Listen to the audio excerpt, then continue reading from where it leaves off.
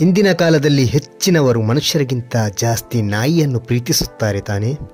ಅದು ಕೇವಲ ಸಾಕು ಪ್ರಾಣಿಯಲ್ಲ, ಅದು ಕೆಲವೊಬ್ಬರ ಕುಟುಂಬದ ಸದಸ್ಯ ಕೂಡ ಆಗಿ ಹೋಗಿದೆ. ಆದರೆ ನಿಮಗೆ ಗೊತ್ತಾ, ಈ ನಾಯಿ ಸಾವಿರಾರು ವರ್ಷಗಳ ಹಿಂದಿನಿಂದಲೇ ಮಾನವನ ಜೊತೆ ಇದೆ ಎಂದು. ಇಂದು ನಾವು ತಿಳಿಯೋಣ, ನಾಯಿ ಹೇಗೆ ಹುಟ್ಟಿತು, ಅದರ ಇತಿಹಾಸ ಹೇಗಿದೆ ಮತ್ತು ಅದು ಹೇಗೆ ನಮ್ಮ ಜೀವನದ ಅವಿಭಾಜ್ಯ ಭಾಗವಾಯಿತು. ನಾಯಿಗಳಿಗೆ ಅಗೋಚರ ಶಕ್ತಿಗಳು ಕಣ್ಣಿಗೆ ಕಾಣುತ್ತದೆಯೇ?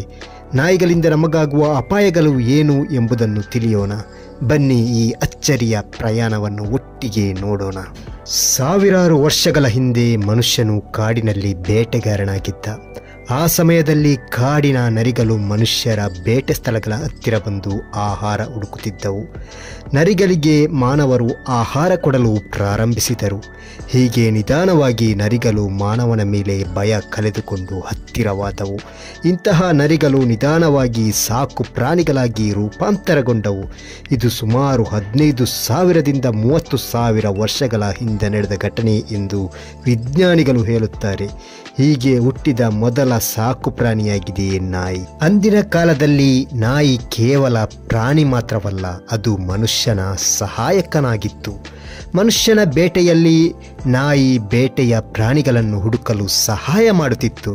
ಅದು ರಾತ್ರಿ ಕಾಲದಲ್ಲಿ ಶತ್ರುಗಳಿಂದ ರಕ್ಷಣೆ ಕೊಡುತ್ತಿತ್ತು. ಅದರಿಂದ ಮಾನವ ಮತ್ತು ನಾಯಿಯ ನಡುವೆ ನಂಬಿಕೆಯ ಬಾಂಧವ್ಯ ಬೆಳೆದಿತ್ತು. ಹೀಗೆ ನಾಯಿ ಮಾನವನ ಮೊದಲ ಸ್ನೇಹಿತ ಎಂದು ಕರೆಯಲ್ಪಟ್ಟಿತು. ಈಜಿಪ್ಟಿನ ಪ್ರಾಚೀನ ನಾಗರಿಕತೆಯಲ್ಲಿ ನಾಯಿಯನ್ನು ದೇವತೆ ಅನೂಬಿಸ್ ರೂಪದಲ್ಲಿ ಪೂಜಿಸುತ್ತಿದ್ದರು. ಅದನ್ನು ಮರಣದ ರಕ್ಷಕ ದೇವತೆ ಎಂದು ನಂಬುತ್ತಿದ್ದರು. ಚೀನಾದ ಹಾನ್ ಸಾಮ್ರಾಜ್ಯದಲ್ಲಿ ನಾಯಿಗಳನ್ನು ಮನೆಗಳ ಕಾಯುವವನಾಗಿ ಮತ್ತು ಧೈರ್ಯದ ಸಂಕೇತವಾಗಿ ಪರಿಗಣಿಸಲಾಗುತ್ತಿತ್ತು. ಅಲ್ಲಿ ನಾಯಿ ಒಳ್ಳೆಯ ಅದೃಷ್ಟ ತರೋ ಪ್ರಾಣಿ ಎಂಬ ನಂಬಿಕೆ ಕೂಡ ಇತ್ತು. ಭಾರತೀಯ ಪುರಾಣಗಳಲ್ಲಿ ನಾಯಿಯ ಉಲ್ಲೇಖವೂ ಇದೆ. ಮಹಾಭಾರತದಲ್ಲಿ ಯುಧಿಷ್ಠರನು ಸ್ವರ್ಗಕ್ಕೆ ಹೋದಾಗ ಒಂದು ನಾಯಿ ಅವನ ಜೊತೆಯಲ್ಲಿ ಹೋಗಿ ಅಂತ್ಯದಲ್ಲಿ ಅದು ಯಮಧರ್ಮರಾಜನ ರೂಪದಲ್ಲಿತ್ತು ಎಂಬ ಪ್ರಸಿದ್ಧ ಕಥೆ ಕೂಡ ಇದೆ. ಅದೇ ರೀತಿ ಇಸ್ಲಾಮಿಕ್ ಚರಿತ್ರೆಯಲ್ಲಿ 7 ಮಹಾತ್ಮರ ಜೊತೆಗೆ ಒಂದು ನಾಯಿಯು ಸ್ವರ್ಗಕ್ಕೆ ಹೋಗುವ ಬಗ್ಗೆ ಉಲ್ಲೇಖವಿದೆ. ಹೀಗಾಗಿ ನಾಯಿ ಧಾರ್ಮಿಕವಾಗಿಯೂ ಸಂಸ್ಕೃತಿಯ ದೃಷ್ಟಿಯಿಂದಲೂ ಬಹಳಷ್ಟು ಮಹತ್ವ ಪಡೆದಿದೆ. ಕಾಲಕ್ರಮೇಣ ಮನುಷ್ಯರು ನಾಯಿಗಳನ್ನು ವಿವಿಧ ಉದ್ದೇಶಗಳಿಗೆ ಸಾಕಲಾರಂಭಿಸಿದರು. ಇದರಿಂದ ವಿವಿಧ ತಳಿಗಳು ನಿರ್ಮಾಣವಾಯಿತು. ಕೆಲವು ನಾಯಿಗಳು ಬೇಟೆಗಾಗಿ, ಕೆಲವು ನಾಯಿಗಳು ರಕ್ಷಣೆಗಾಗಿ ಮತ್ತು ಕೆಲವು ನಾಯಿಗಳನ್ನು ಕೇವಲ ಮನೋರಂಜನೆಗಾಗಿ ಸಾಕಲಾಯಿತು. ಇಂದು ಪ್ರಪಂಚದಲ್ಲಿ 700ಕ್ಕೂ ಹೆಚ್ಚು ತಳಿಯ ನಾಯಿಗಳಿವೆ.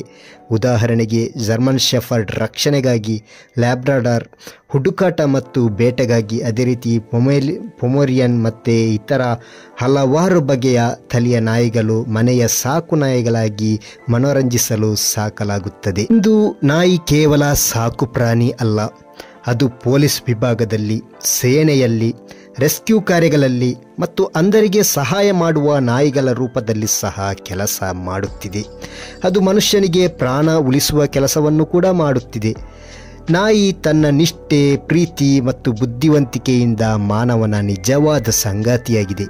ನಾಯಿ ಅದೆಷ್ಟೇ ಮಾನವ ಸ್ನೇಹಿಯಾಗಿದ್ದರೂ ಇದರಿಂದ ಅಪಾಯವಂತೂ ಇದ್ದೇ ಇದೆ. ರೇಬಿಸ್ ಎಂಬ ಮಾರಣಾಂತಿಕ ರೋಗ ಕೂಡ ನಾಯಿಯಿಂದಲೇ ಬರುತ್ತದೆ. ಇಂದು ಬೀದಿ ನಾಯಿಗಳ ವಿಪರೀತ ಹಾವಳಿಯಿಂದ ಸಾವಿರಾರು ಜನರು ಪ್ರಾಣ ಕಳೆದುಕೊಳ್ಳುತ್ತಿದ್ದಾರೆ.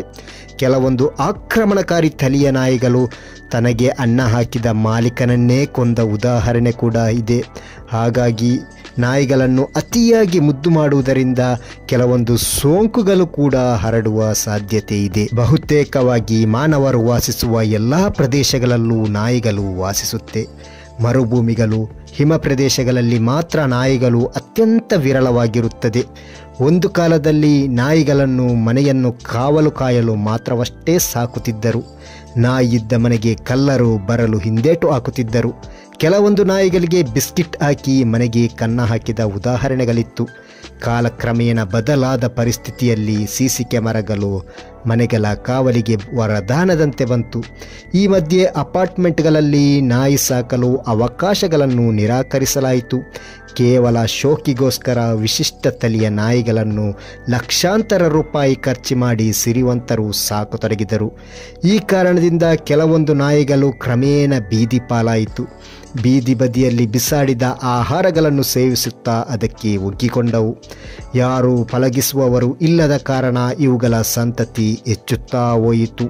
ಕ್ರಮೇಣ ಪುಟ್ಟ ಮಕ್ಕಳ ಮೇಲೂ ಆಕ್ರಮಣ ಮಾಡುತ್ತಾ ಮತ್ತಷ್ಟು ಮುಂದುವರಿದು ಗುಂಪು ಗುಂಪಾಗಿ ಸಾರ್ವಜನಿಕರ ಮೇಲೆ ದಾಳಿ ಮಾಡತೊಡಗಿದವು. ಇಂದು ಬೀದಿ ನಾಯಿಗಳ ದಾಳಿಯಿಂದಲೇ ಬಹಳಷ್ಟು ಮಂದಿ ಸಾವಿಗೀಡಾಗುವ ಪರಿಸ್ಥಿತಿ ಕೂಡ ಬಂದಿದೆ.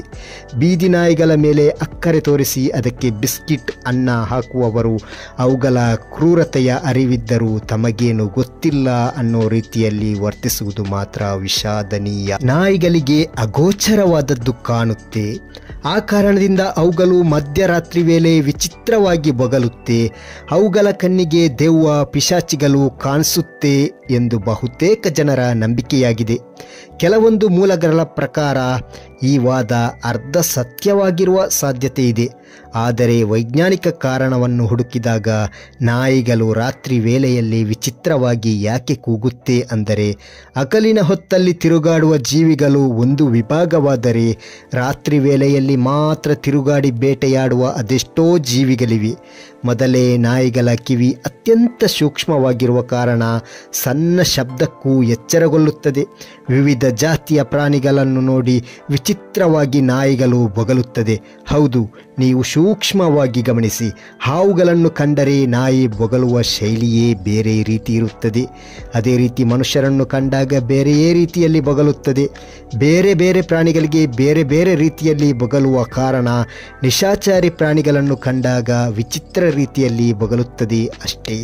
ಇದನ್ನು ಕೆಲವರು ಅಗೋಚರ ಶಕ್ತಿಗಳು ನಾಯಿಗೆ ಕಾಣುತ್ತದೆ ಅಂತ ನಂಬಿದ್ದಾರೆ ಅಷ್ಟೇ. ಸ್ನೇಹಿತರೆ, ಈ ವಿಡಿಯೋ ನಿಮಗೆ ಹೇಗಾಯಿತು ಅಂತ ಕಮೆಂಟ್ ಮೂಲಕ ತಿಳಿಸಿ. ಅದೇ ರೀತಿ ಸಬ್ಸ್ಕ್ರೈಬ್ ಆಗದವರು ಸಬ್ಸ್ಕ್ರೈಬ್ ಮಾಡಿ ಸಹಕರಿಸಿ. ನಿಮಗಿಷ್ಟವಾದರೆ ಲೈಕ್ ಮಾಡಿ, ಶೇರ್ ಮಾಡಿ ಅಂತ ವಿನಂತಿಸುತ್ತಾ ಮತ್ತಷ್ಟು ವಿಡಿಯೋಗಳೊಂದಿಗೆ ನಿಮ್ಮ ಮುಂದೆ ಬರಲಿದ್ದೇನೆ ಎಂದು ತಿಳಿಸುತ್ತಾ ಈ ವಿಡಿಯೋ ಇಲ್ಲಿಗೆ ಮುಕ್ತಾಯಗೊಳಿಸುತ್ತೇನೆ. Thank you. Bye bye.